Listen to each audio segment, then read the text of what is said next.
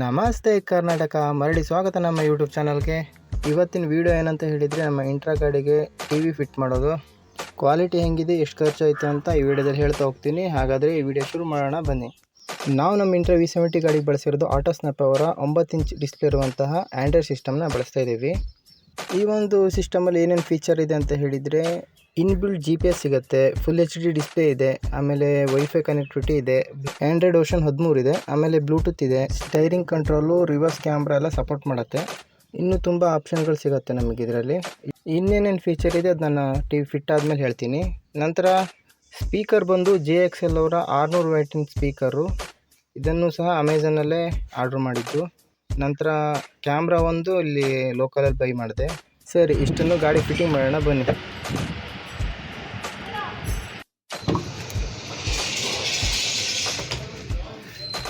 ನಮ್ಮ ಗಾಡಿಗೆ T V Mount ಮಾಡಲಿಕ್ಕೆ ತರಿಸಿರೋ ಫ್ರೇಮ್ ಬಂದು ಇದು ಈ ಥರ ಇದೆ ನೋಡಿರಿ. ಇದನ್ನು ಅಮೆಝಾನಲ್ಲೇ ಮಾಡಿದ್ದು. ಇದಕ್ಕೆ ಕಾಸ್ಟ್ ಬಂದು ಒಂದು 650 ರೂಪಾಯಿ ಲೆಕ್ಕ ಆಗಿತ್ತು. ಆದರೆ ಏನು ಪ್ರಾಬ್ಲಮ್ ಅಂದರೆ, ಇದು old Bolero mounting, T V mounting. ಇದು ನಮ್ಮ ಇಂಟ್ರಾ ಗಾಡಿಗೆ ಸೆಟ್ ಆಗೋದಿಲ್ಲ. ಇದನ್ನು ಆಲ್ಟ್ರೇಷನ್ ಮಾಡೇ ಹಾಕಬೇಕಾಗತ್ತೆ. ಯಾವ ಥರ ಆಲ್ಟ್ರೇಷನ್ ಅಂದರೆ, ಅದನ್ನ ಕಟ್ ಮಾಡಿ ಫಿಟ್ಟಿಂಗ್ ಮಾಡಬೇಕಾಗತ್ತೆ ಹಿಂದ್ಗಡೆ. ಇದನ್ನು ನೋಡಿ ನನಗೆ ತಲೆ ಒಂದ್ಸಲ ಕೆಟ್ಟೋಯ್ತು, ಏನು ಮಾಡೋದಪ್ಪ ಹಿಂಗಿದೆ ಫಿಟ್ಟಿಂಗ್ ಮಾಡೋದು ಅಂತೇಳಿ. ನಮ್ಮ ಎಲೆಕ್ಟ್ರಿಷನ್ ಫಿಟ್ಟಿಂಗ್ ಮಾಡೋಣ ಅಂತ ಹೇಳಿದ್ರು. ಹಾಗೆ ಡೋರ್ ಪ್ಯಾನಲನ್ನು ಕಳ್ಸ್ಕೊಂಡ ನಮ್ಮ ಎಲೆಕ್ಟ್ರಿಷನ್. ಅದು ಒಂದು ಸಮಸ್ಯೆ ಆಗಿತ್ತು. ನಾವು ತರಿಸಿರೋದು 6 ಇಂಚ್ ಸ್ಪೀಕರ್ ಆಗಿತ್ತು. ಇದಕ್ಕೆ ನೋಡಿದ್ರೆ 6 ಇಂಚ್ ಬರೋದಿಲ್ಲ. ಹೆಂಗಂದರೆ ನೋಡಿರಿ ಇಲ್ಲಿ ವಿಡಿಯೋದಲ್ಲಿ, ಇದು 6 ಇಂಚ್ ನಾ ತರಿಸಿದ್ದು ಸ್ಪೀಕರು. ಇದು ಫಿಟ್ಟಿಂಗ್ ಆಗೋದಿಲ್ಲ. ಅಲ್ಲಿ ಒಳಗಡೆ ಇರೋ ಹೋಲು ಮತ್ತು ಇದು ಸ್ಕ್ರೂ ಫಿಟ್ಟಿಂಗ್ ಆಗೋ ಜಾಗ ಹೆಚ್ಚು ಕಮ್ಮಿ ಆಗಿಬಿಡುತ್ತೆ. ಮತ್ತೇನು ಮಾಡೋದಂತ ಹೇಳಿ ತಲೆ ಕೆಟ್ಟೋಯ್ತು. ಆಮೇಲೆ ಇದೊಳ್ಳೆ ಸಮಸ್ಯೆ ಆಯ್ತಲ್ಲ ಅಂದ್ಕೊಂಡೆ. ಹಿಂಗಂತ ಗೊತ್ತಿದ್ದಿದ್ರೆ 4 ಇಂಚಿಂದೇ ಹೆವಿ ಸ್ಪೀಕರ್ ಯಾವ್ದಾದ್ರು ನೋಡ್ಬೋದಿತ್ತೇನೋ ಅಂತ ಅನ್ನಿಸ್ತು. 6 ಇಂಚ್ ಸ್ಪೀಕರಿಗೆ ನಾನೊಂದು ಎಕ್ಸ್ಟ್ರಾ ಪ್ಲೇವುಡ್ ಬಾಕ್ಸು ಸಿಗತ್ತೆ, ಅದನ್ನು ತಗೊಬಂದೆ. ಬಾಕ್ಸ್ ಯಾವುದಂದ್ರೆ ಇಲ್ಲಿ ನೋಡಿರಿ, ಈ ಥರ ಬಾಕ್ಸು.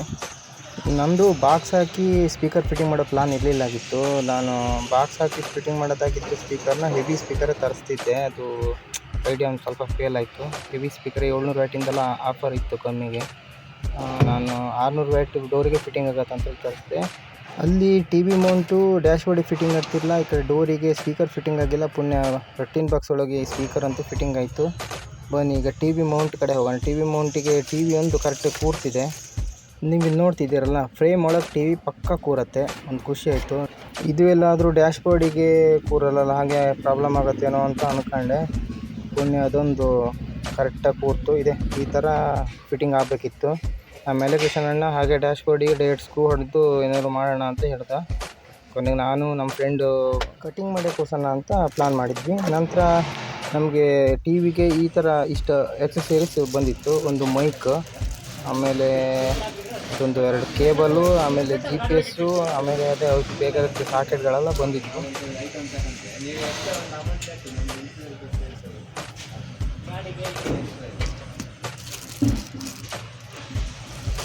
ನಂತರ ಡೋರ್ ಪ್ಯಾನಲ್ ಎಲ್ಲ ತೆಗ್ದಿತ್ತಲ್ಲ, ಹಾಗಾಗಿ 4 ಇಂಚಿನ ಸ್ಪೀಕರ್ ನಮ್ಮ ಎಲೆಕ್ಟ್ರಿಷನ್ ಕಡೆನೇ ಇತ್ತು. ಹೊಸ ಬಾಕ್ಸು V-Max ಅಂತಲೇ ನಾವು ಒಂದು ಕಂಪ್ನಿ ಇತ್ತಪ್ಪ, ಅದ್ರದ್ದು ತಗೊಂಡು ಹಾಕೋಣ ಅಂತ ಪ್ಲ್ಯಾನ್ ಮಾಡಿತ್ತು. ಅದೇ 4 ಇಂಚ್ ಸ್ಪೀಕರು 250 ವ್ಯಾಟಿನ ಸ್ಪೀಕರ್ ಆಗಿತ್ತು.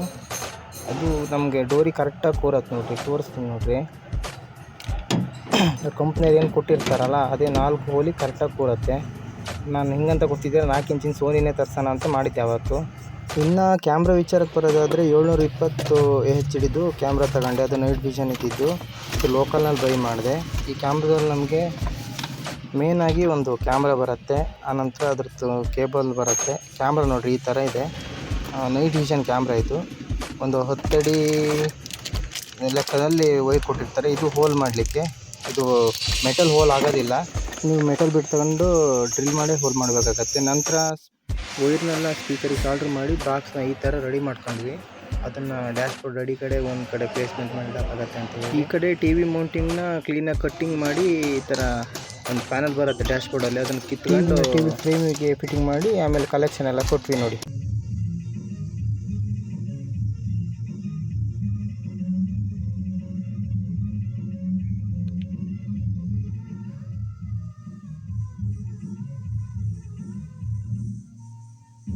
ಡಿಸ್ಪ್ಲೇ ಕ್ಲಾರಿಟಿ ತುಂಬಾ ಖುಷಿ ಆಯಿತು. ಇಷ್ಟು ಚೆನ್ನಾಗಿದೆಯಲ್ಲ ಅಂತ ಹೇಳಿ.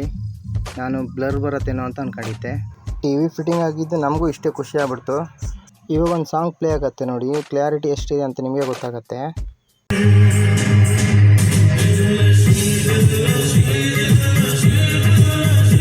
ಸೌಂಡ್ ಕ್ಲಿಯರಿಟಿ ಭಾಳ ಚೆನ್ನಾಗಿ ಬಂತು. ನನಗೆ ದುಡ್ಡು ಖರ್ಚು ಮಾಡಿದ್ದಕ್ಕೂ ನಿಜ ಬೇಜಾರಾಗಿಲ್ಲ, ಖುಷಿ ಆಯಿತು. ಇನ್ನು ರಿವರ್ಸ್ ಕ್ಯಾಮ್ರಾ ಕ್ಲಾರಿಟಿ ನೋಡಿರಿ, ಈ ಥರ ಇದೆ. ಡೇಲಿ ಚೆನ್ನಾಗಿ ಕಾಣುತ್ತೆ, ತೊಂದರೆ ಇಲ್ಲ. ಬ್ರೈಟ್ನೆಸ್ ಎಲ್ಲ ಜಾಸ್ತಿ ಇಟ್ಕೊಂಡ್ರೆ ಚೆನ್ನಾಗೇ ಕಾಣುತ್ತೆ. ನೈಟ್ ವಿಷನ್ನು ಈ ಥರ ಬರುತ್ತೆ ನೋಡಿರಿ, ನೈಟ್ ವಿಷನ್ನು ಚೆನ್ನಾಗಿದೆ. ಒಂದು ರಾತ್ರಿ ಅನ್ರೋಡ್ ಇತ್ತು ಒಂದು ಬಾಡಿಗೆ, ಅದು ನೈಟ್ ವಿಷನ್ ರೆಕಾರ್ಡ್ ಮಾಡಿದ್ದೀನಿ ನೋಡಿರಿ, ಈ ಥರ ಬರುತ್ತೆ. ಕ್ಲಿಯರಾಗೆ ಕಾಣುತ್ತೆ, ಏನು ತೊಂದರೆ ಇಲ್ಲ. ಬ್ಯಾಕ್ ಕ್ಯಾಮ್ರಾ ಚೆನ್ನಾಗಿ ಸಪೋರ್ಟ್ ಆಗುತ್ತೆ ಈ ಟಿ ವಿಗೆ. ಫೈನಲಿ ನಮ್ಮ ಗಾಡಿಗೆ ಟಿ ವಿ ಫಿಟ್ಟಿಂಗ್ ಈ ಥರ ಆಯಿತು ನೋಡಿ. ಪಕ್ಕ ಅಂದರೆ ಪಕ್ಕ ಕಂಪ್ನಿ ಫಿಟೆಡ್ ಥರ ಬಂತು. ನಿಜ ಖುಷಿ ಆಯಿತು, ದುಡ್ಡು ಖರ್ಚು ಮಾಡಿದ್ದಕ್ಕೂ ಲಾಸ್ ಇಲ್ಲ ಅಂತ ಅನ್ನಿಸ್ತು. ಒಂದೇನಂದರೆ ಇಂಟ್ರಾ ಗಾಡಿಗೆ 4 ಇಂಚ್ ಸ್ಪೀಕರ್ ಮಾತ್ರ ಡೋರ್ ಪ್ಯಾನಲ್ಲಿ ಕೂರೋದು.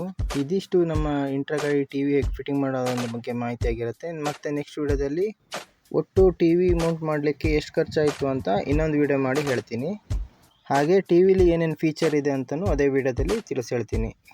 ಇಷ್ಟೋ ತನಕ ವೀಡಿಯೋ ನೋಡಿದ್ದಕ್ಕೆ ತುಂಬ ಧನ್ಯವಾದಗಳು. ಮತ್ತೊಂದು ವೀಡಿಯೋದಲ್ಲಿ ಮತ್ತೆ ಸಿಗೋಣ. ಬಾಯ್.